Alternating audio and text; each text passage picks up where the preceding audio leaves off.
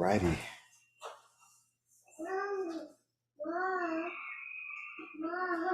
Alrighty. So welcome to Ruach and the Met, where we praise, study, and live it. And we are here with our great Dr. Prince Sar Amiel. Yes, sir. Sorry about that. We were prompted to come on at 3:30, but we did have some technical difficulties. So thank you all for bearing with us. Those of you guys are watching live stream here, but we're here with the Dr. Sar Amiel, our great elder here. And so before we get into it, I'm just going to play this song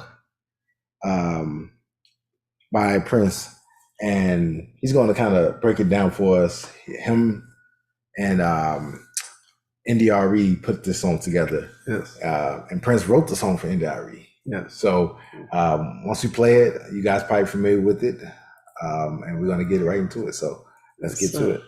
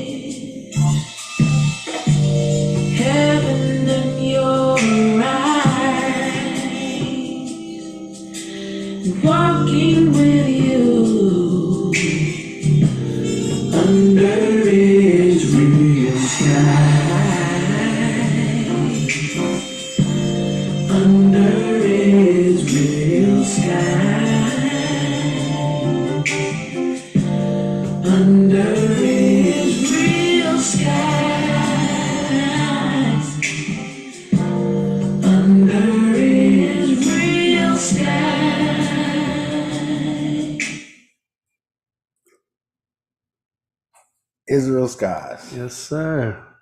So we like to say shalom to all you all that are tuned in now, and we like to welcome Dr. Sar, Prince Amiel, our great elder here. And he's come to bring us some great wisdom and also connect the dots with a lot of things that is going on now in the world, and even give us understanding on the transitions and the tribulations that they went through as they transitioned from out of Chicago to the motherland, to Dimona, Israel, and also just trying to really connect all of Israel under one banner for the Most High.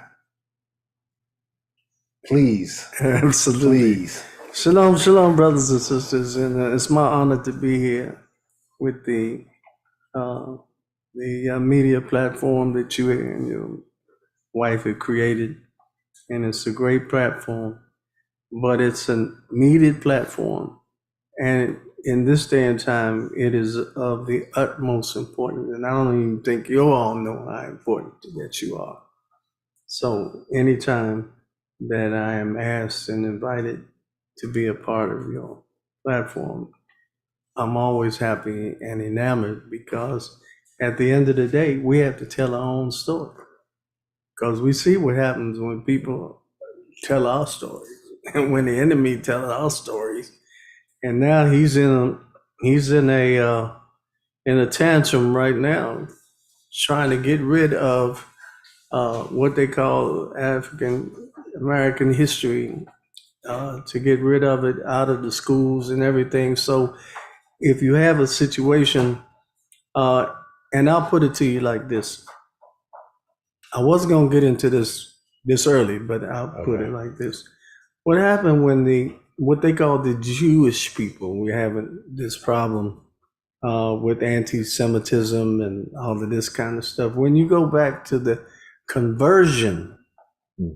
of the people call themselves Jews, if they tell you the truth, they'll tell you they converted in the 8th and 9th century. Now, what happened is they got wise and they stopped telling their children, they stopped teaching the concept of conversion. Mm. So they actually stopped using the word. And after successive generations, you couldn't tell anybody, you couldn't tell a Jewish person that he wasn't authentic or an actual Israelite, because he grew up knowing nothing about conversion. But his parents did that, so that at the end of the day, that they would have children who know nothing about converting to Judaism in the 8th and 9th century. Now they're trying to pull that again on Black people by taking control of the subject matter in school and saying that these things like slavery and all that don't need to be taught. So what'll happen is, if they stop talking about it, then a few generations down the road, it'll disappear. It will have disappeared.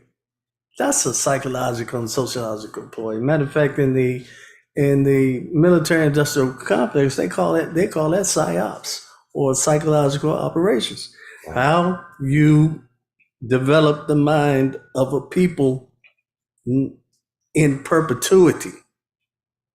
And they got over 3,000-4,000 nonprofits and organizations, and their job is to manipulate public opinion in the direction of the hegemony. And that's what they control. All the technology, they control anything. They try to control anything that goes in, anything that comes out, because their problem is they feel like they're being outnumbered.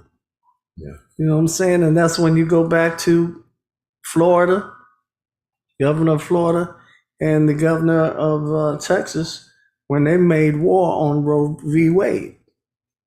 You know what I'm saying? They gave the woman the right to choose, so now they took it back. Yeah. But what was it that compelled them to take it back? And so who was really being aborted? And they need to keep having children. They need to keep having children. So think about this. Yeah. This is a white man saying to his daughter, who just got raped by somebody, I don't care whether you got raped. You got to have that baby. Wow. This is how serious they are. But how serious are we? So let's talk about how serious we are. Because, yes, my name is Prince Dr. Amiel, and I'm one of the heads of the African Hebrew Israelite Nation of Jerusalem. And I put emphasis on the word nation. Mm-hmm. And I'm full of stories, which makes me segue into that with a story. Yeah. Some months ago, I was watching a YouTube by Minister Farrakhan. Mm-hmm. And it was the YouTube that he did about the Queen. The Queen had just passed, Queen of England. And he was sort of intimating that the world wouldn't be the same after she's gone. And actually, a lot of political jousting started happening as soon as she passed like that. And a number of countries were trying to secede from the British, from British rule or whatever. But in his YouTube presentation, after he spoke about the Queen, he said, what we need to do is build a Black nation. Now, this video just came out a few months ago. Right. And I'm sitting there like almost in a state of shock. I'm saying, where's everybody been? Yeah. We built the Black nation because we've evolved over the years, but we would say the Black nation because we left out of here in the 60s, went into Liberia for 2.5 years, prepared ourselves to go into Israel or into the Holy Land, and we were on our own. Now, with that point, because I know there's so much that you can bring out with it, but you said something key at the beginning, and it was dealing with Minister Farrakhan, and he said we need to do this as a nation, right? Yeah. No, he says a black nation. As a black nation, right? Because I think people don't really know. It's still people out there that don't know what you're talking about. You guys already have created the will. Right. You already have the blueprint. Absolutely. So could you not only did we have the point? Blueprint, we left America specifically to gain our own freedom. But we knew what a lot of our people didn't know, or did know and didn't want to move on it, that in order to activate the forces of the universe on our side, the slave actually had to leave the plantation. Yeah. That had to be his goal in order to tap into the energy system for a spiritual people. You had to do something spiritual. Yeah. So if you were a slave, we had to leave. So we figured that out, that we had to leave.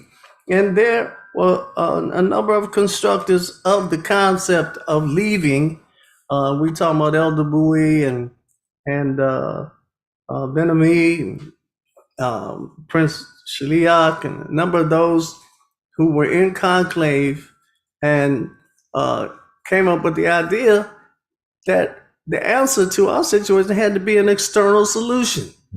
So we had to leave, because we had to prove to everybody that we could leave white people. You understand? That we were done, and we weren't going to take it anymore. And that's why we went into Liberia, and look, a third of the people came back. So we leaving in the 60s, right? Going into Liberia for 2.5 years. Then we sent people in to scout the land out in Israel, right? And then we started trickling in to Israel. Now, what a lot of people don't understand about Israel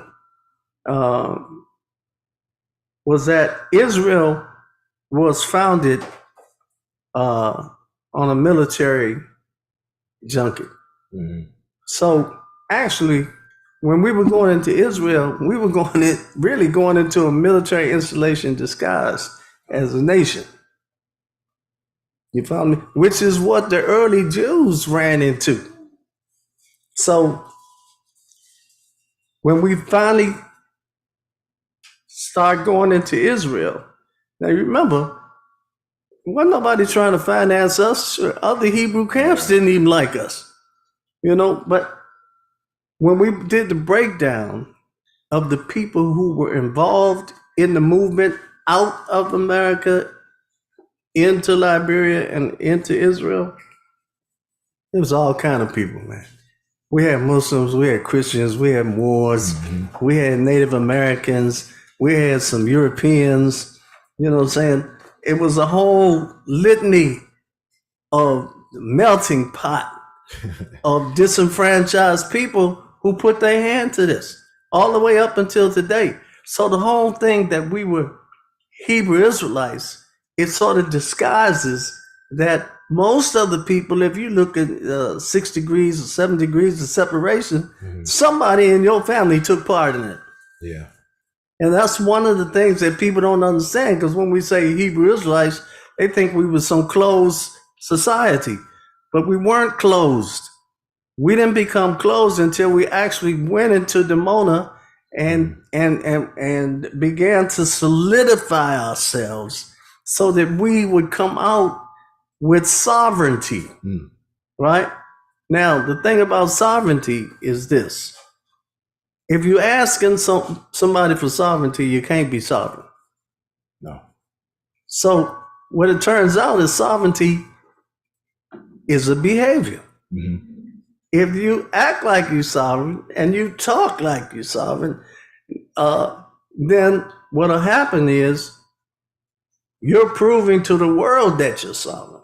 Yeah. Now, how they respond to it, you can't Okay. really predict Right. how they respond to it, because for most of the military industrial complex, sovereignty of black people is an act of war.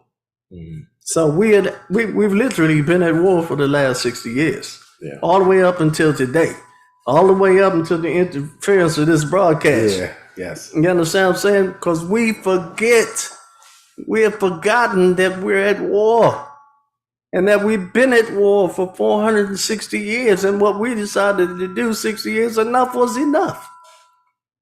Let's get up out of here. Whatever it costs, whatever the price to pay, we didn't defer to pay the price. Now, we had no idea. We didn't have all the answers. We just know we had to leave. So a lot of stuff we had to make up as we went on, because we hadn't been a nation before. Right. You know what I'm saying? We had to figure that out on the job. And a lot of things, you talking about the psychology of development, the sociology of development, the financing of development, the organizational structuring of development. And the reason why I chose the Israelites is because we were forward thinking and we were actually doing something. Yeah. And history is replete with all the things that we have done. But Gil Scott Heron, well, he said the revolution wouldn't be televised, because they certainly weren't going to televise us. I was watching the YouTube today where a white guy was saying, look, they always portray black people as something evil and not having any humanity, or in any particular situation, they show that there's a difference between black people and white people. White people being benevolent, black people being sullen, gloomy, and without humanity. And you got a whole litany of white people today saying just that. Yeah. Yeah, we did that to y'all, and we didn't have any business doing it to y'all, but according to their mandate, they did. Because their thing was the mentality of conquest and manifest destiny. Manifest destiny was the methodology of the mentality of conquest. It was the first time in history that a species came to the planet and said it wanted the whole planet. And then, but in that mentality of conquest, one of the things that Rothschild said, and some of you know about this book called Behold the Pale Horse. Yeah. But around page 43, 44, 45, something like that, Rothschild says, when you give people the appearance of power, they soon give it to you. And that's how white people dominated the world. So you can imagine, they come visit you at your tribe. You having a tribal celebration, you got visitors or whatever, and you want them to feel at home, right? So you got your security all around or whatever, and they singing and dancing, and then all of a sudden, one of them guys or a couple of them guys gets up and busts your security, split their heads wide open. Now you got to respond to that, but it ain't a quick response because you wasn't prepared for that. But what they did with violence, they gave the appearance of power with violence and hate. You understand? And what wound up happening is that the world began to give it to them because they were so more ferocious. They were so more evil than everybody else. They just scared everybody into submission. That's where we are right now. Yeah. People are scared. They're scared of white people.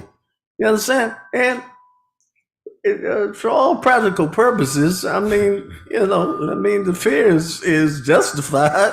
You understand? Because if you got rubber bands and they got nuclear weapons, it's a foregone conclusion, right? So, but we didn't care nothing about that. All we want to do is be free. And someday we want to stand up and say we're free people. And we're going to govern our world the way we want to govern our world. And that's what we set out to do. So you all not knowing was deliberate. Mm-hmm. Because for the most part, what they did, if they did do any media or whatever on us, they were saying we were criminals. Now we don't look so criminal. You know what I'm saying? Because the sentiment of people on the planet is they tired of white people. They tired of the madness and the mayhem that exists on the planet based on a people who just have death as their outcome. Mm-hmm. Everybody's tired. Even white people are tired of it. Yeah. You know what I'm saying? Yeah. I mean, you had the insurrection in January, and a lot of people didn't know that they've been fighting because the Civil War never got it never closed out. No. So you got the hillbillies and the rednecks and all of them ain't feeling the hegemony, which is the reason why they chose Trump. Mm-hmm. And they only chose Trump because he reminded them of their grandfathers. You understand what I'm saying? Who just talk stuff and do whatever they want to do or whatever. And they would rather have somebody like that than somebody come along and try to sweet talk them into a situation where they already know. Like Dr. King said, they've been integrated into a burning house. Yeah. You know what I'm saying? So it's not your fault that y'all don't know. Mm-hmm. But when you're at war, people have war policy. Well, what would you say to, because ignorance is one thing when it's like it's not accessible or available, right? But now that we have all this technology, you have everything right before you. Now, pointed that it's going to be a time when it may be taken back. So just like this is a sweet window to kind of get that information, and people still... Okay, we wouldn't even say that. I understand what you're saying, but we wouldn't say that. That ain't nothing being taken back. Uh-huh. White people in trouble. And the reason why they're in trouble, because white people don't even like the world they created. Mm-hmm. The concept that we call manifest destiny, what it really means for white people is because I said so. White people they didn't believe in God. Yeah.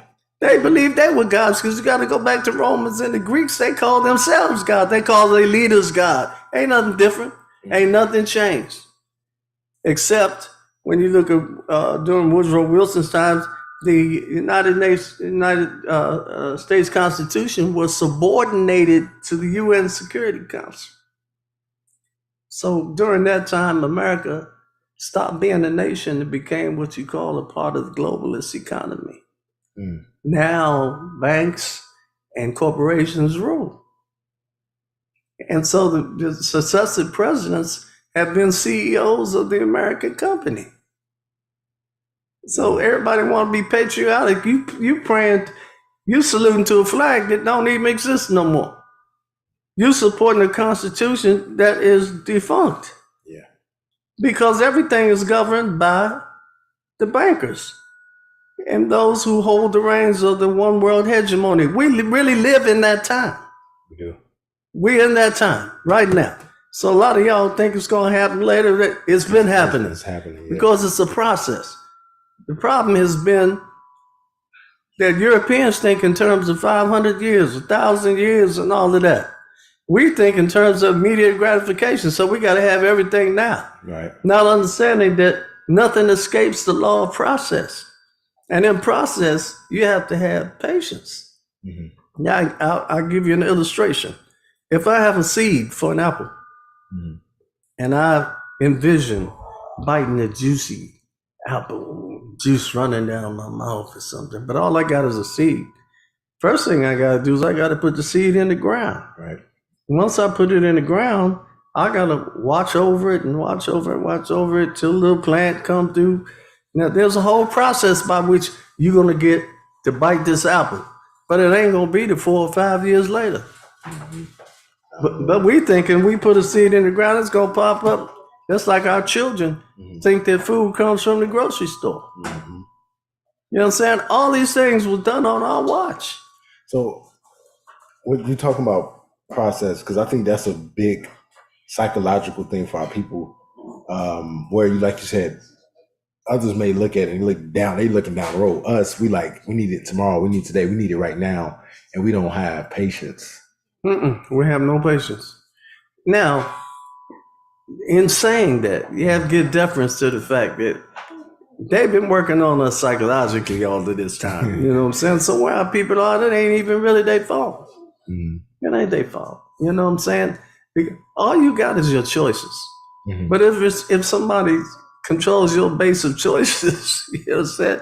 You can wind up choosing a lesser evil in an evil world, right? So our people caught between a rock and a hard place. And those of us who were angry enough, or brave enough, or whatever, you understand, to say no more, we said no more. And in saying no more, we took our destiny into our own hands. The reason why they ain't telling y'all about us is because we were victorious. Yeah.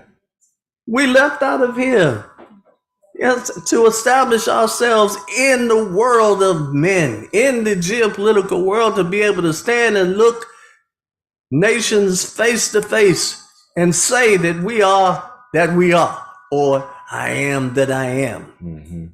And I don't need you to corroborate who I am, because I corroborate who I am. We corroborate who we are. And understand, so we have the power to define now. When they didn't have it and ruin the whole world with it. Yeah. They doing whatever they want. Look, there's a concept called the Anthropocene.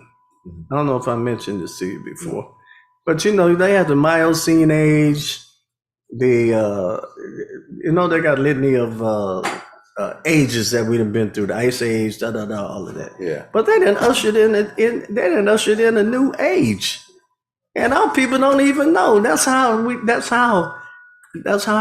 dark, the dark place that we inhabit. They ushered in what they call the Anthropocene age. We live in the Anthropocene, and y'all need to write this down. Matter of fact, ANTHROPOCENE, Anthropocene.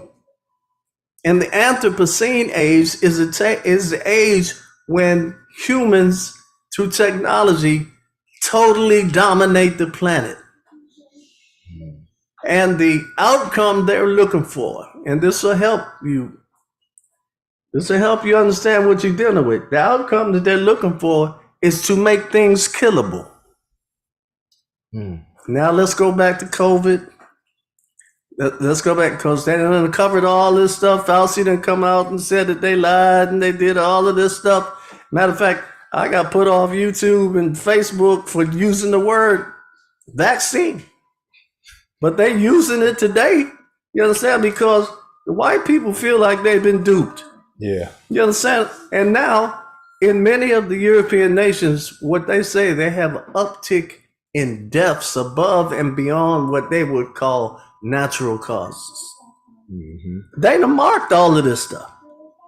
They ain't gone as far as telling the coroners, when they view the bodies, to lie on the forms. So when they need an uptick, they tell them blame everything on COVID. Or if you have COVID, you know what I'm saying, say they don't have it. It depends on the scenario. Yeah, it depends on if they've been vaccinated. Because they can't say it's the vaccine. They instantly say that. No, it's not. This is what I'm saying. And everybody was scared to broach this stuff, but I kept broaching it, kept getting put off or whatever. And then I know they look stupid because everything that we were saying was absolutely true. Yeah. Right now, all of the people who perpetuated this whole COVID scenario, right? They up on charges on the international tribunal. It's over 300 names of companies and individuals that are being tried. The only problem is that the tribunal don't have no teeth. And these are strong people. They're judges and lawyers all around the world. Because don't nobody want to put up with this anymore. Would it be that clause that they had in there? some people probably didn't see it, but it clearly was stated before they ushered the vaccines out that no one can sue. Yeah, all that's there. But I go back to Nuremberg. Mm-hmm. You know what I'm saying? Because how this case is going to be tried, it's going to be based upon the Nuremberg trials. And Nuremberg trials is when they brought up Hitler's henchmen on crimes against humanity and found them guilty, but they really didn't do any time. After all the people they murdered, all the people they killed, they really didn't do any time. But the Nuremberg trials set the precedence for what they today call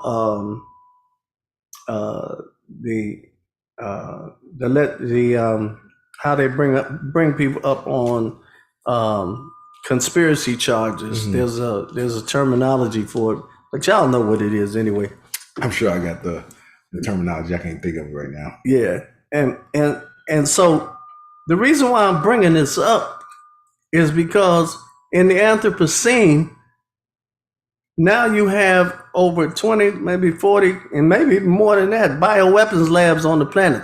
So I'll look you in your face and I'm asking you, why would you need a bioweapons lab? Because nobody asked that question. Why would you need a bioweapons lab? You already know how to kill people. Yeah. Why would you use a bioweapons lab unless you were trying to become more effective at killing people? That's why the outcome is making things killable. Yeah. And they doing everything they can to destroy the planet. Their outcome is death. That's what you don't know, because you basing your positions on who you are. Right. So you saying, I wouldn't do that. I wouldn't kill the planet. I think like but the people who killing the planet don't care because they killing the planet. They don't care nothing about death. Wow. They care about controlling what they control. Now let me tell you the little caveat that exists in this reality to show you that they headed to annihilation. The terminology progress, right? Is a power. And if you don't control that power, you will continue to make something more efficient, bigger, stronger, more ubiquitous, whatever. You can't stop it. So now they into robots with IE and all of this stuff is coming out. But what you got to understand, this technology been around. True. It's been around for millions of years. We got sucked into this thing that the world started 6,000 years ago with in the beginning, God said. You know what I'm saying? Everybody fell for the trick. Because we're dealing with a trickster. Yeah. He does whatever, lies, cheats, steals, does whatever he needs to do. So juxtapose that. In the 60s, we say enough is enough. Because America was so toxic then. It wasn't that long ago, man. You're talking about 60, 70 years ago. Black people still hanging on trees. Yeah. And now they have a rash of hangings recently. Where they trying to call themselves trying to figure it out or whatever, but it's a symbol. Because whether it's a gun or a noose, the object is what? To take life. You understand what I'm saying? And I want to remind everybody, because I don't want to, I want y'all to research this too. When they caught the Chinese guys coming out of the United States with some toxic substances, they had come from North Carolina, in one of the institutions in North Carolina, because they have successfully combined the SARS with the AIDS. Similar to what they did before. Yes. But this time, they said this was the most diabolical substance ever created by man. So I'll let your minds wander and do whatever. You may say, I can't believe somebody would do that. But you 460 years late. When they showed up in 1492, they was about the whole world. They didn't care who was in it. They came in here and you were already here. Native Americans. Because a lot of y'all didn't come over in boats and chains. You was already here.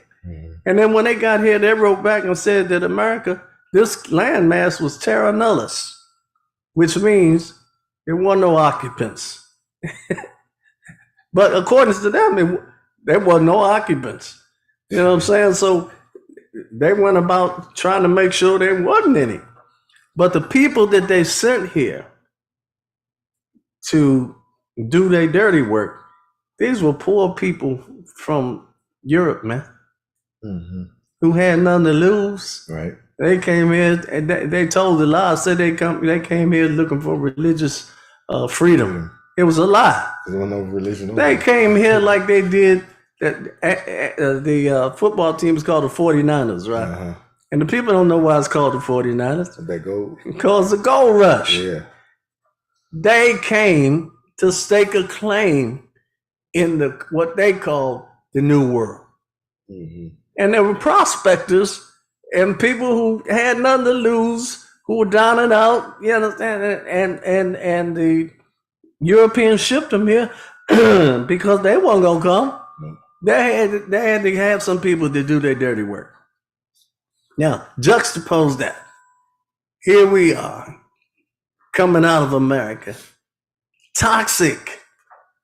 Toxic racism. You had every manner of evil that you can think of. As a matter of fact, I ask all the time, tell me something that's happening in hell that ain't happening now.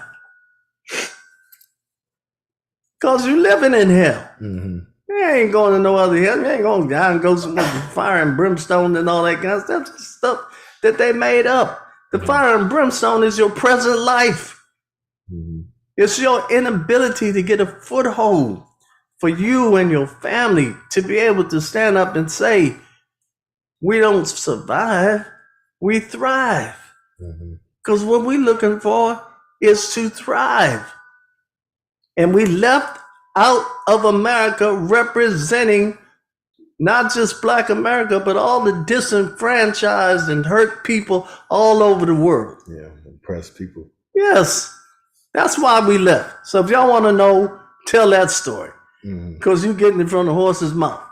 You know what I'm saying? Up until you would thought Israelites had a gag order or something. You know what I'm saying? And we couldn't say what we needed to say. But hey, we were saying what we needed to say. And in our meetings, anybody could be in our meetings. Anybody could come in. Before we left, we had meetings like in 40 different cities. We had missions all over the place. And a lot of times when I used to open up my meetings, I'll say, I would like to thank the FBI and the CIA for joining us. And I hope you learned something from this. Yeah, I'm on record. You understand? Because that was the reality. Yeah.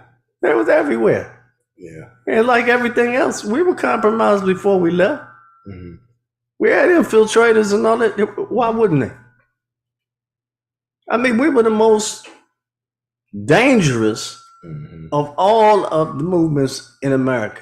Could you link that with when you guys got there and you kind of bring out a little more of first eyewitness that went on? Some people just think like that do know of the story, but they don't know the depthness of what happened in Liberia. Oh yeah, man, Liberia was a very interesting time because we were there even through the coup. And our guy Prince Amiel, he was accosted on the road in Liberia when the coup happened, and a soldier put a gun to his head. He told him to kneel down. He looked at the soldier. He said, "I don't think God brought me all the way out here to be shot on no dirt road." That's the way we felt. Yeah. You know what I'm saying? So the interesting thing about Liberia, because I had a conversation about Liberia today, because Liberia was really bequeathed to us and set aside for us. Because not only before the Israelites came in, the Garveyites were there. Yeah. Mario Obedelli and all of them guys, they were there. As a matter of fact, I told them I promised I'd tell the story.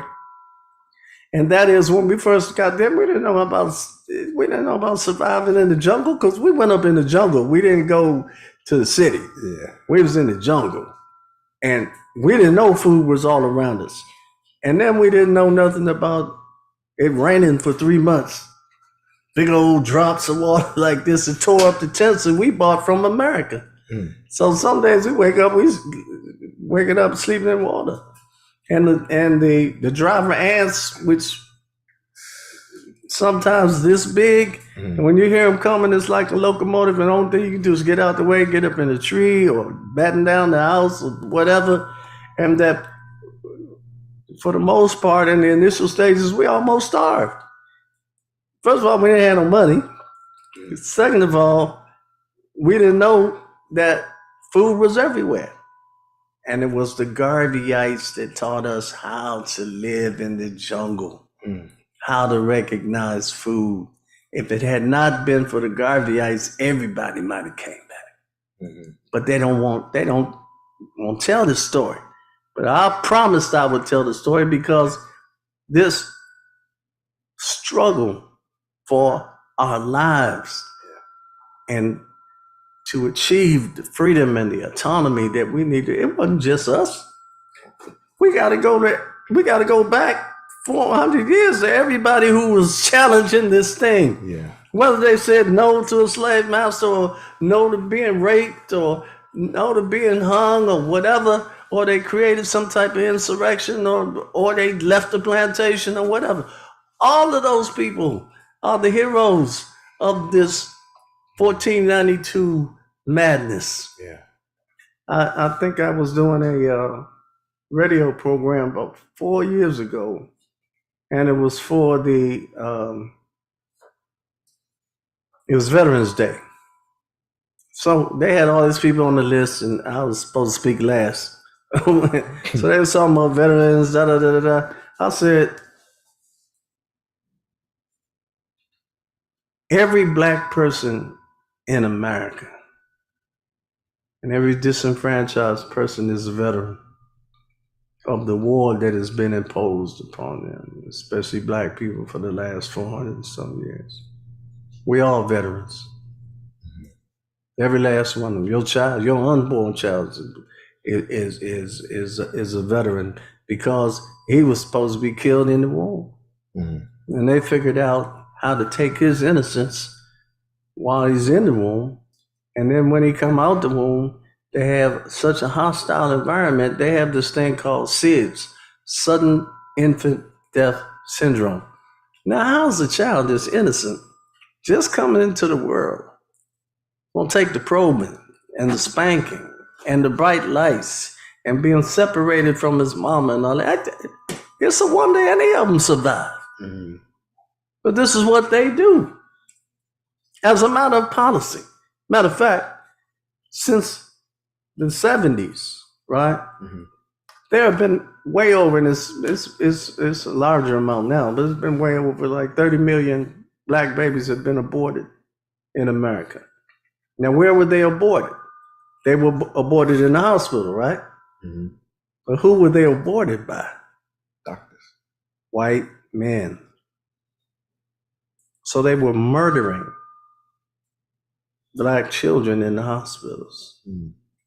You got to take a look at that, because you have to look at everything from a war posture, a war perspective. If you don't do that, you ain't even seeing clearly. Yeah. You understand? So juxtapose that. We said no more, and we left up out of here. And a lot of our people thought that we was criminals, and because we were marketed and promoted as criminals. Matter of fact, during the millennium, the change of in the millennium, they had put us on television all over the world and said that we were worse than the Palestinians. And you can Google that. You can go back. It's there. You understand? Setting us up. Mm-hmm. but we're still victorious. I'm sitting here today talking to you about the reality of the victory. Now we're talking about that black nation, right? Mm-hmm. So I'm gonna read you something from my book, if it's all right. Yes, sir. Because we talking about the black nation that Minister Farrakhan was talking about. I'm saying, hey, Doc, you know what I'm saying? Got the blueprint. We done already did that, Yeah. right? We okay? Okay. All right.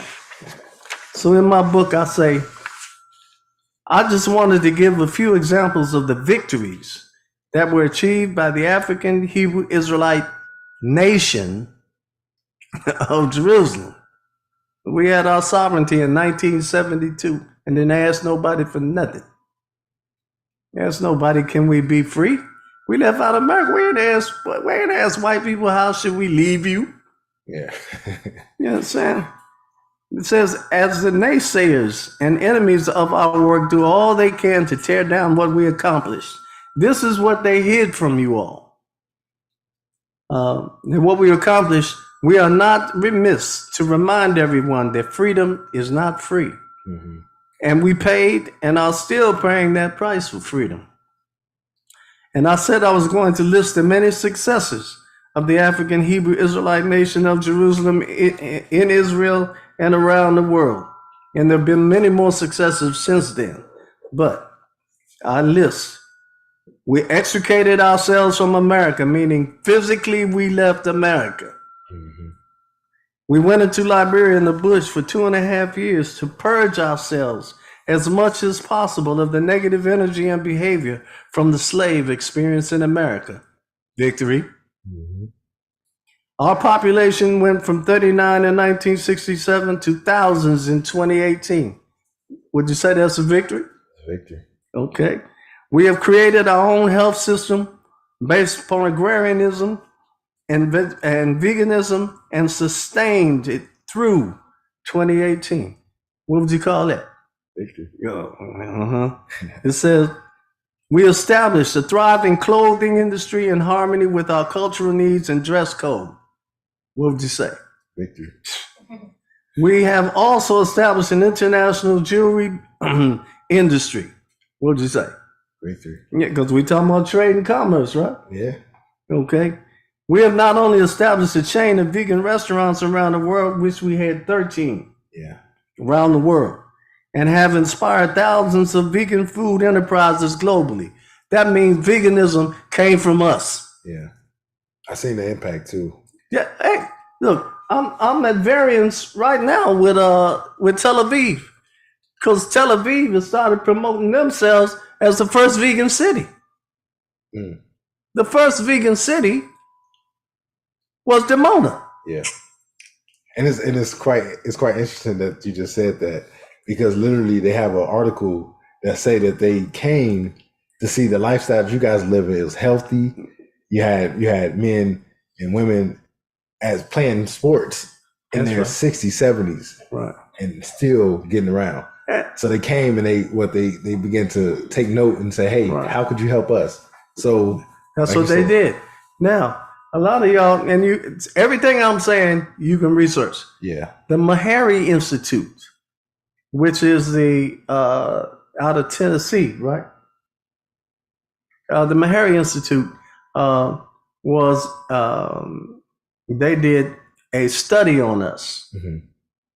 and guess what they came back with? They put it in the journal, Mm-hmm. in the medical journal, but they really made it disappear, because what their finding was that we had arrested the aging process. Sure did. Yeah, because we can show you some people who look like they 16, 17 years old, they in their 40s. So there must have been something that we had. So what would you call that? Victory. Victory. It says,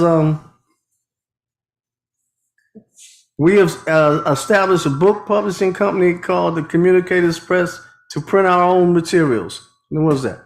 Victory. Now, don't that sound like a nation? Yeah, that's sovereignty right there. Civilization. Civilization. Yeah. Right. It said, and I'm glad you said that, because we're going to close out with that.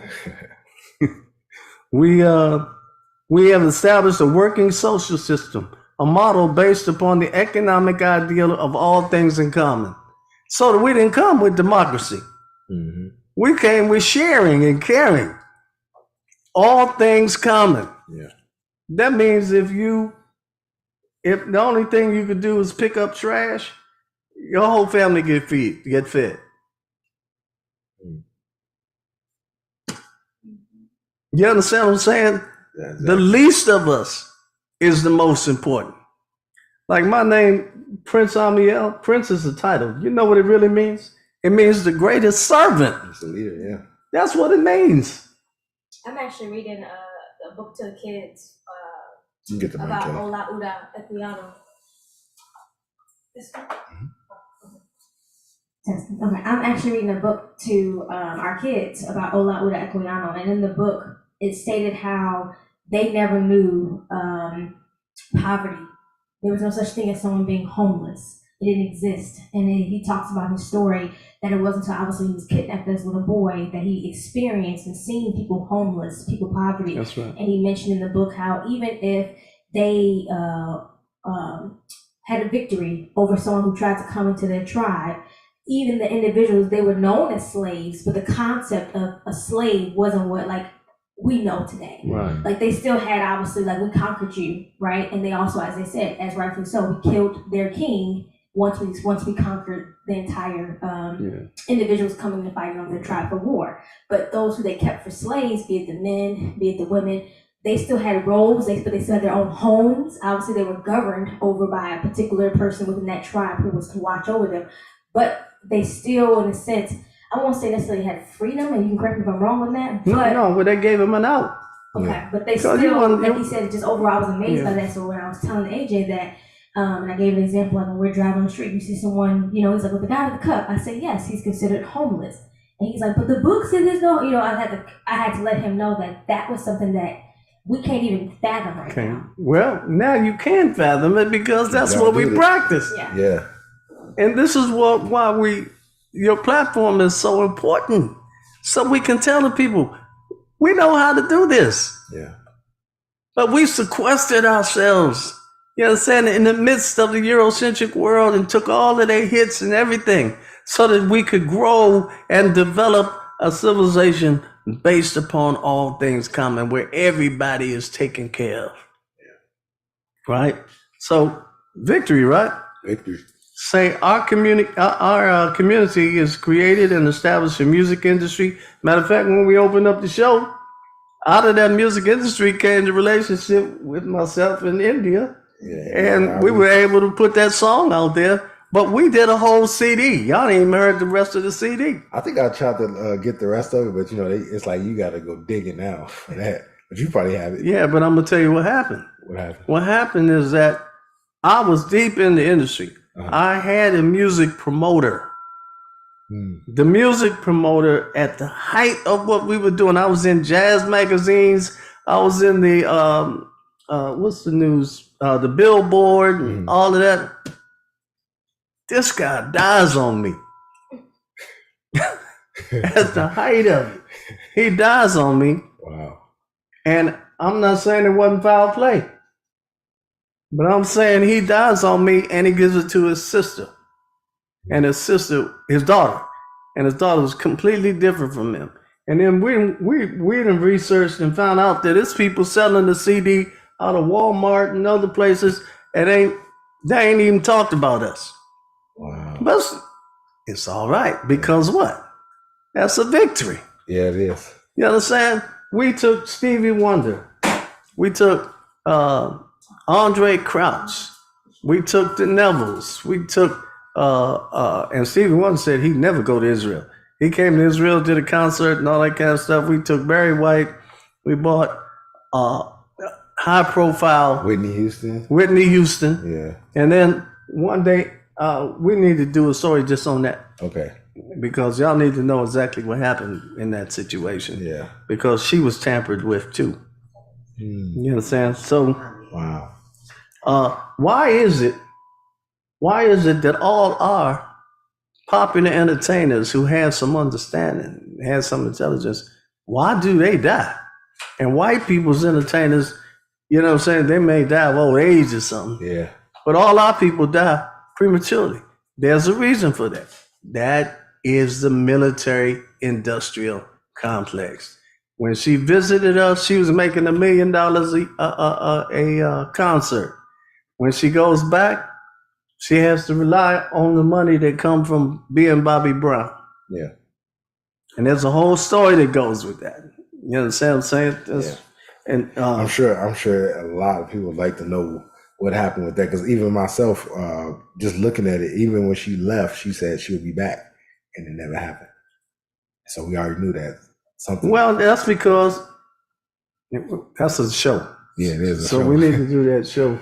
Y'all need to market and promote that show so we can talk about Absolutely. that. Because I was intimately involved in all of that, you know.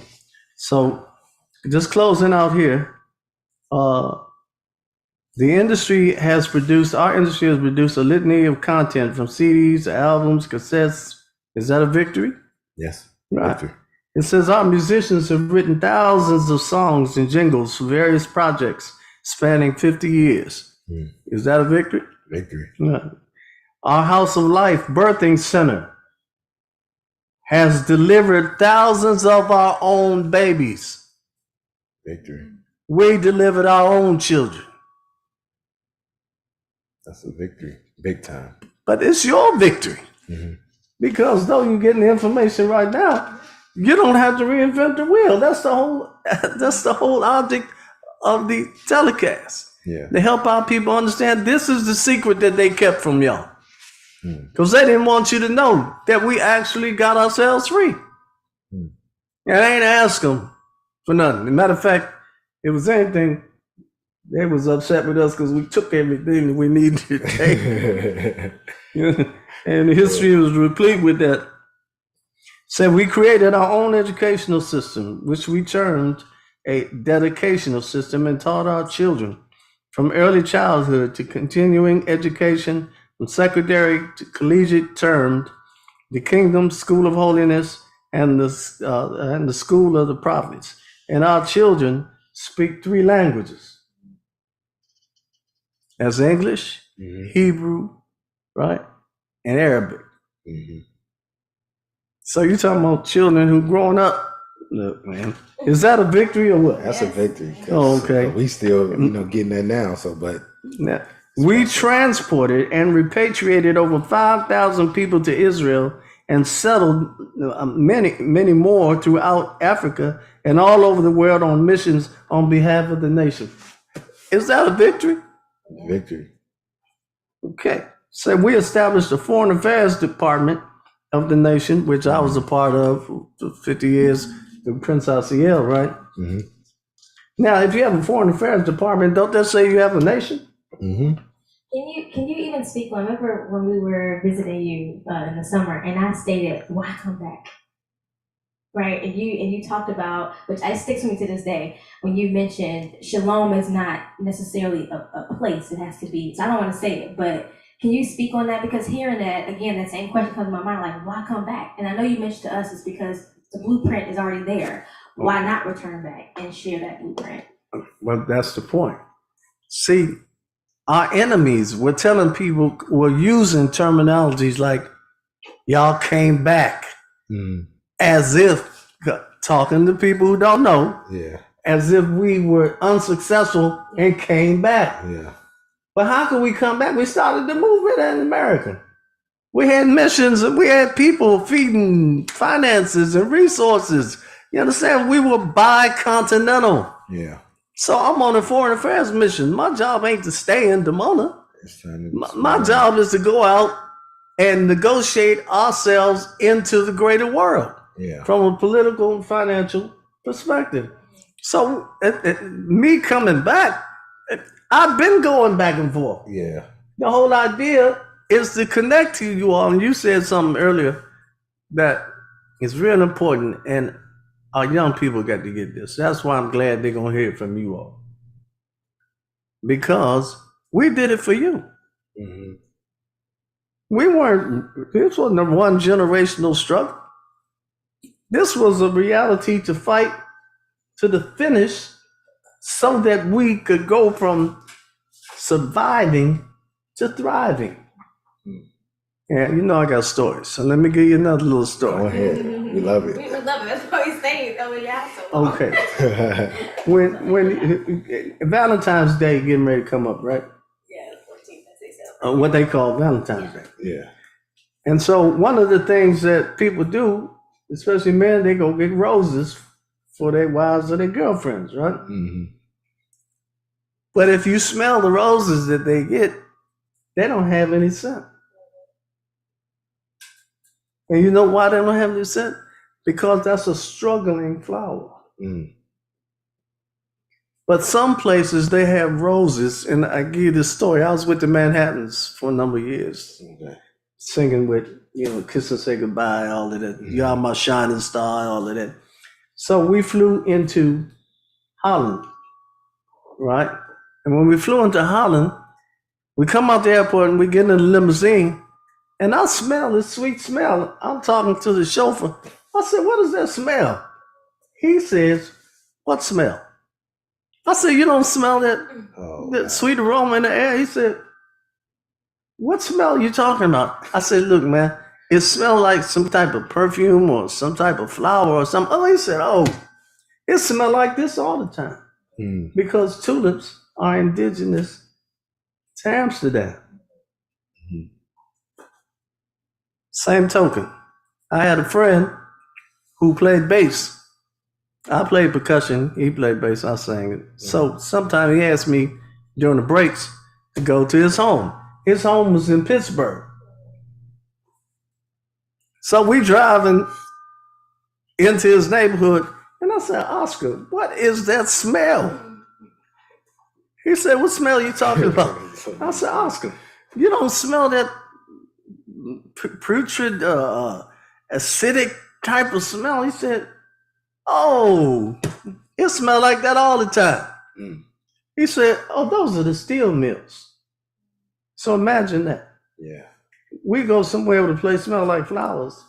We come to the United States and the place smells like death.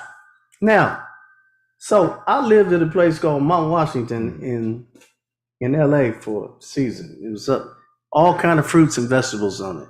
Mm. It was there I learned that each rose, whatever color it was, it has a distinct smell than the next rose. Mm. So the red rose smells different than the yellow rose, smells different than the white rose, smells different than the multicolored rose or whatever. But those flowers on Mount Washington, it was a whole mountain of nutrients and stuff. So those flowers were thriving flowers because the environment was conducive to them thriving. Anything outside of that environment, you got surviving roses. So you have to look at the people like they're surviving people. Yeah. They're not thriving. So you can't do your optimum. But when you plant it in good soil, when you plant it, you have good water, good air, or whatever, then you can be the optimum of who you are. So that means that flower gives you its aesthetics, but it also gives you a healing smell. Which is the function. Which what? Function. Yes, Mhm. which is its function. Right. So we've been taken out of our functioning. You know what I'm saying? Operating according to somebody else. Let me finish this real quick. That's a good analogy too. It says, we repatriated over 5,000 people to Israel and settled many of them throughout Africa and all over the world on missions on behalf of the nation. Victory, right? Yep. It said we established a foreign affairs department of the nation that dealt with all external affairs in the political, geopolitical, economic, social, psychological areas, headed by Prince Amiel. Our children in Israel speak 3 languages. We have also established a successful sports program. We had our own Olympics. I think that was broadcast on YouTube. I think we saw that. Yeah. I think we saw that. Yeah. It says, with many of our teams and individual athletes competing at the highest level in Israel and Europe, our musical artists competed in many competitions, won various musical competitions in Israel and Europe. Victory. At the height of our development, we operated at least 40 jurisdictions or satellite communities around the world. Is that a victory? Victory. We reestablished our biblical holy days, holidays, and national observances based on our Hebrew calendar. And these established days are still adhered to and practiced today. We are reminded every day of that price, for we have sometimes have suffered and are suffering in enduring the lack of having to create our own world without absolute knowledge and information, and the lack of infallible blueprint. This is what we went through. It said, mind you, we must remember that we had to achieve all of this and more with COINTELPRO and the security services around the world committed to our demise. So my point is, we were victorious. Hallelujah. Absolutely. And y'all didn't have a chance to celebrate with us, so there was a whole We can celebrate now. there's a whole reality that we went through. We had to go through by ourselves. And I think that's why it's important, like you mentioned, about it being broadcast even more and talked about, because you guys did it. And of course, you used the blueprint that's laid out in the Tanakh, right? You've seen our forefathers, they did it, and they literally had it before them. And so you guys took it and actually put it to practice. Okay, let me say something about the Tanakh. Mm-hmm. Where it needed improving on, we improved on it. Mm-hmm. And that's what you got to know. It said man was made for the law. Law was made for man. Yeah. Because some things change. Mm-hmm. And times change. So you may have to tweak something. You may have to do what you may have to find out another way or whatever, or to contemporize what we were doing. Because the one thing we can't do, we can't suffer from atrophy. We can't sit still. And so what we're involved in now is the evolution of the idea. So it doesn't stay stuck. You follow me? Yeah. And this is where all the young people come in. If you come and we sit and reason together, we can show you what we need to do after having done it. Yeah. That don't mean we ain't limping and got bandages, might lost an eye or arm or something of that nature, but that's the reality of war. You know what I'm saying? But we didn't defer to pay the price. And because I like what you said when we first sat down, you were saying, that young people got to carry it on. But if you don't get it from us, how you going to do it? Yeah. We whooped them. Now I'm saying it in everybody's face. We beat white people. And everybody else scared to say that. I ain't scared to say that because it's what we did. That's why I wrote the book, so you know that white people can be beat. And see, in the way they're looking at it, they looking for us to show vengeance. We use wisdom on our vengeance. And y'all did it. We did it. And at one point they said, they're talking about us, the city Hebrews were the smartest black people they ever encountered. No, in the initial stages, we was the most pissed off and the most ornery black people. You know what I'm saying? Because we had to sophisticate over time. But we did have some order and some structure about ourselves, which is what makes me say this next thing. And we could do a whole show on this. We never really had an economic problem. We had a trust issue. Yeah. So ain't no bunch of black people gonna put no money in no pot because don't nobody trust nobody. Unity is not a foregone conclusion. Everybody thinks that if you say we unified, that that's the case. It's not. Unity is a power that you have to grab and manifest through time. Mhm.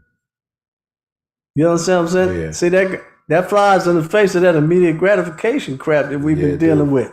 It sure do. So what I say to people, if you want to know who somebody is or how they are, what do? Do a project with them. You do a project with them. Yeah. Yeah, you may lose, but at least you know who you're dealing with. Now, in order to get that unity, we have to have trust in each other. Yeah. So we have to do things that foster trust. So a lot of times I got waylaid by trusting people because they said we was unified, we was together on this. But the only thing I can do is trust. Yeah. I gotta trust and verify. But sometimes when you're losing, sometimes when you're dealing with trust, your trust gets betrayed. But you can't let that stop you from trusting.